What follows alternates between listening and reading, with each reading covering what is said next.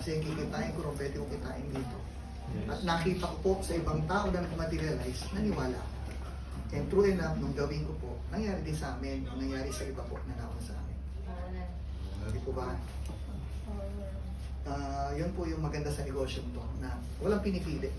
Kasi nakita ko yung iba eh, janitor, kargador, taxi driver. Ang lalaki po ng kinikita, mas malalaki pa sa manager ng kumpanya. So, kailangan ko lang palang lunukin yung pride ko. Kasi kung pamilyado ka, hindi mo pwedeng pampaaral yung pride mo. Eh lalo po, nung pinagtapos ko yung panganay ko, nag-aaral po ako sa UST. Nung nag-aaral ako, ang natatandaan ko, ang per semester ko, 10,000.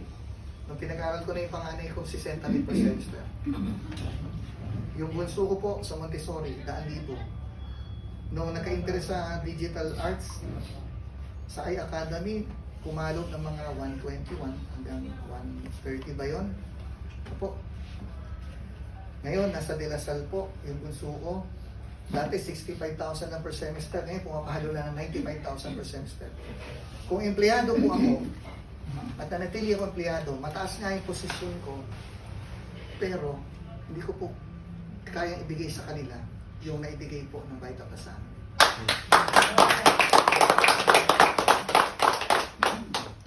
Isipin nyo, bago mag-pandemic, yan po yung most traveled, po namin, February, August, December, 3 beses kaming nag-Japan.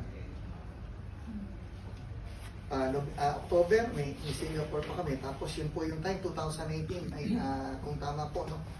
Nagkalangkaman, nagbantayan, nag-Las Casas kami ng mga grupo.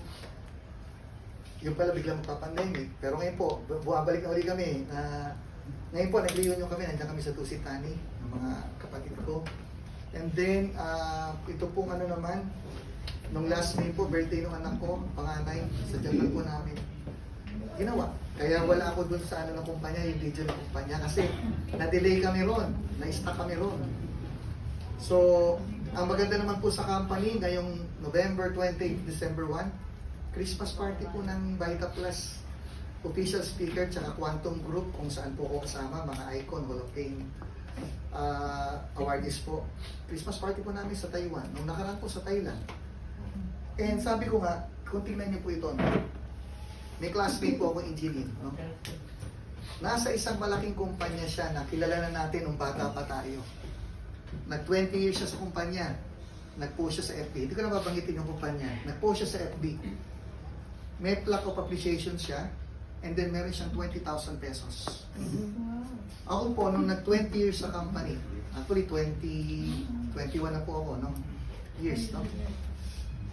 Nag-20 years po ako sa company. Ano bigay ng company? Trip sa Balisin, at saka binigyan po ko ng isang Omega na relo na worth 300,000 plus. Isipin niyo po yun, no? Na ganyan ka po ang kumpanya. Ganyan po kaganda po yung opportunity na nakita po ng bawat isa sa atin. Po ba? Na noon iniisip namin, Hong Kong lang po nun, pangarap na sa amin, nagtatrabaho sa Makati. Engineer po ako noon, inspector ako. Pero may service kami sa sasakyan, pero hindi kami nakabili sa sasakyan. Pero dito po, ilan sasakyan ng nabili namin dahil sa Vita Plus. Dati po, nung pumapasok ako sa Makati, pangarap lang po yun, ang prestige yung nakabarong ka, naka-long sleeve ka, pero butas naman ang bulsa mo. Eh ngayon, sa Makati po kami nakatira, yung konto katas po ng Vita Plus.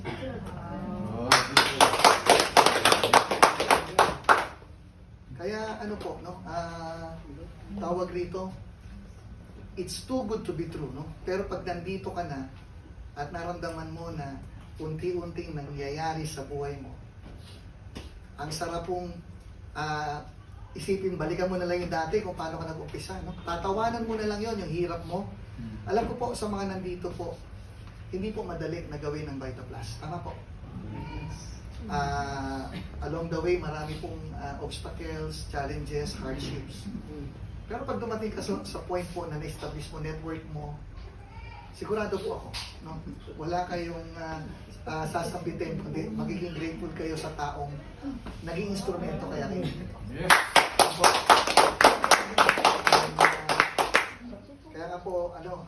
tawag dito po ano lang, diretso lang po tayo, pag-aralan nyo lang po yung business, gawin lang po ng tama yung sistema. Darating din po kayo sa punto na kung ano man po yung narating namin, naabot namin, mangyayari din po yan sa inyo. Yes!